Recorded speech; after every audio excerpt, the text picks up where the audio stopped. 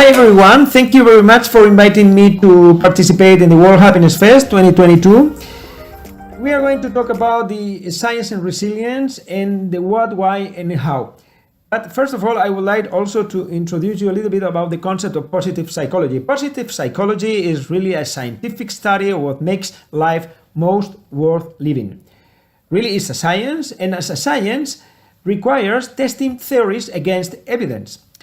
I am sure that all of us have clear that our target is to get results and to get the results expected in the company, in our organizations, but at the same time we have other social responsibilities like the environment or also the sustainability and also a perfect governance, but also the safety, health and well-being of our employees. So let's move a little bit more forward. We will talk about what is resilience, what does it matter, and how to build it. Resilience is really a teachable mindset and a skill set that is essential for well-being and success, and also is necessary for our productivity and self-efficacy. The benefit of learning resilience skills is that you gain a sense of personal mastery in being able to handle whatever life throws your way. I'm going to introduce you also about the way we can improve our resilience, and to say before that is that resilience is not a personality trait, it is a teachable skill, and when we have these skills we can handle the things are coming on our way and we can help ourselves and other people to overcome them. Most of us need resilience skills to face small setbacks and challenges that we face in a day-to-day basis. We are not always happy about the time we need in front of the adversity to recover, to come back to normality, to get back to the right focus. So what we will do with these tools that we can use is to improve all that based in our natural resilience skills. So resilience it can be defined in very, very different manners, and one of them we can say is the capacity to recover quickly from difficulties. Also, Dr. Karen Freidich said that the ability, in her book, The Resilience Factor, she said that is the ability to persevere in the pursuit of one's goals despite obstacles and setbacks. One big man in positive psychology, even one of the founders, also said, who is Christopher Peterson, he said that resilience is about the ability to struggle well.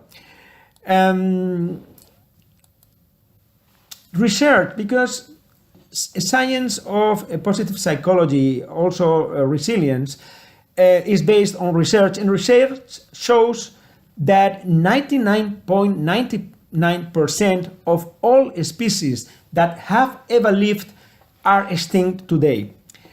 So this means that you, me, and everyone we know are part of the 0.01% that survive. And we are here for a reason. We persevered, we overcame obstacles, and we made a good job to be here today. This means that we human beings are adaptable, flexible, and we are incredibly resilient creatures.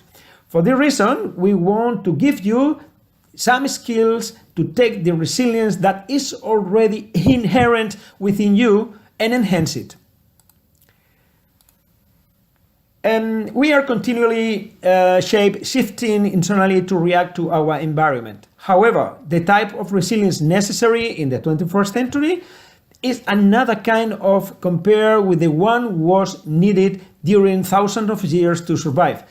Now we need to learn new skills set to bouncing back better.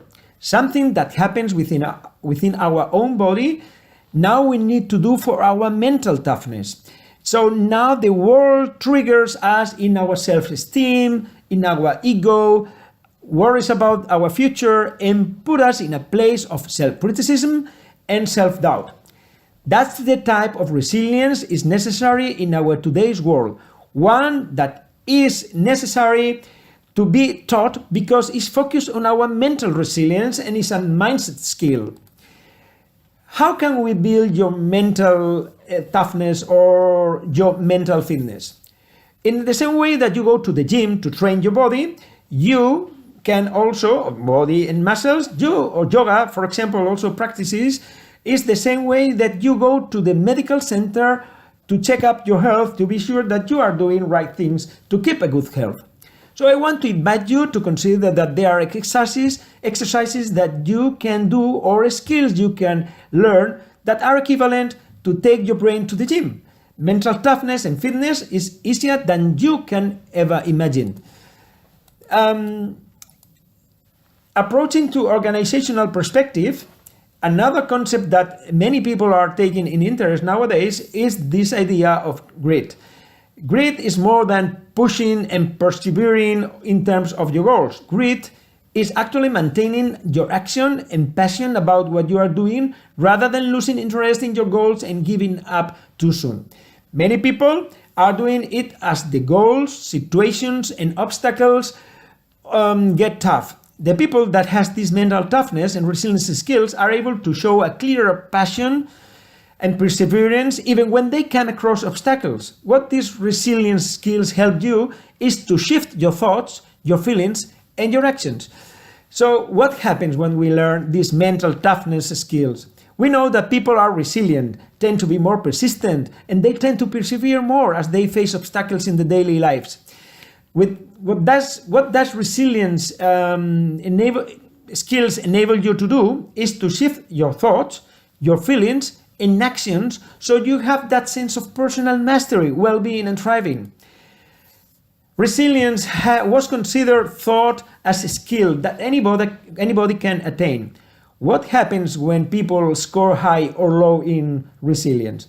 Research shows that resilience can be taught and spread in a very specific and systematic way. In the past, resilience was considered as part of some people, but not in another people. As far as they were investigating, they concluded that it is not a superhuman strength, but they found a common variable. This was a mindset and the way they were facing challenges.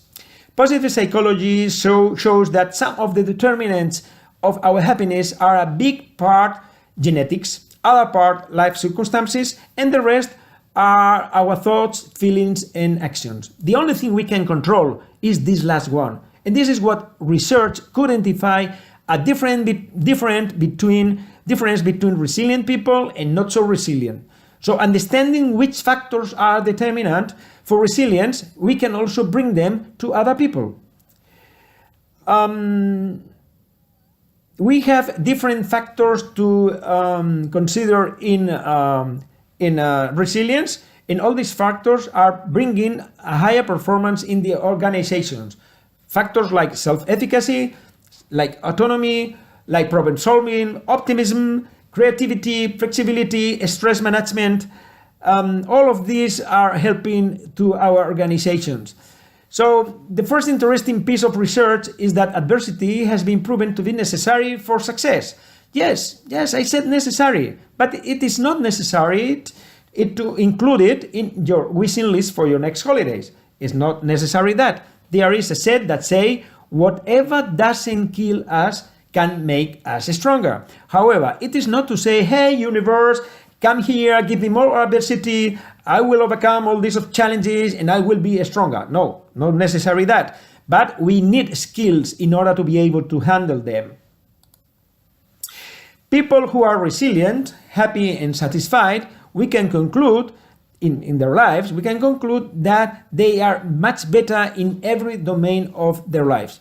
Things like they have higher incomes, they help fellow co-workers, they receive social support from colleagues and supervisors, they securing job interviews, they are positively evaluated by supervisors, so they have a superior performance and productivity, handle managerial positions better, they have less absenteeism, they have a lot of things that are improving in their lives.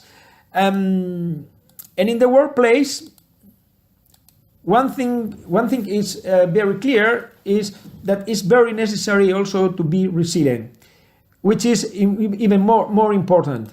So the good news is that although some people seem to be born with more resilience than others, those whose resilience is lower can learn how to boost their ability to cope, thrive, and flourish when the going gets tough. So resilience can be enhanced. So what do resilient employees do when faced with workplace adversity that sets them apart from the rest of the pack? Also, this is very clear. They do differently, and for example, they build strong connections and relationships with others. They are more effective in communication. They will do what they can to help another person to achieve success in their workplace. They are a very good team player, good team players who aims for a win-win with their fellow employees. They avoid burnout, and they are able to manage stress effectively. So it is not overwhelming and detrimental. As I said before, all this is based in research, and we have some studies that found that resilience training improves mental health, subjective well-being, psychological function, and performance. Even there are many studies, even in the business and organizations, and for example, Pricewaterhouse conducted a return on investment analysis on mental health training, and they got some conclusions related to reduce absenteeism, increasing productivity or reduction in presenteeism, and also reduction in compensation claims. So it's very clear, as you can imagine, in all the aspects of organizations, that at the end, resilience is very, very clear and critical for the performance of our organizations. In our world, in our today's world, where things like purpose, meaning in organizations, where leadership has changed in the last years tremendously, coming from a transformational leadership to purpose leadership or compassion leadership. All these aspects of the life are very important for individual and also for organizations. I could say that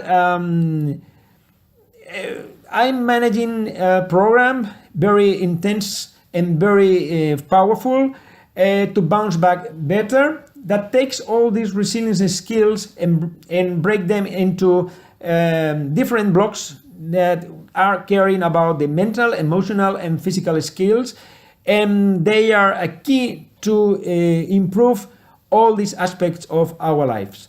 So if you need to do something in that aspect of the life, for your organization, for you as individual, and you would like to enhance those natural skills that you got when you born, don't hesitate about contacting me in the address you can see below. So thank you very much, and I hope it was enjoying this few time with me, and that you got some ideas that for sure you can improve them, you can enlarge them, and of course I will be, or it will be very, very a good pleasure for me to help you to develop all these aspects. So thank you very much again, and I hope to see you again in the next time. Thank you.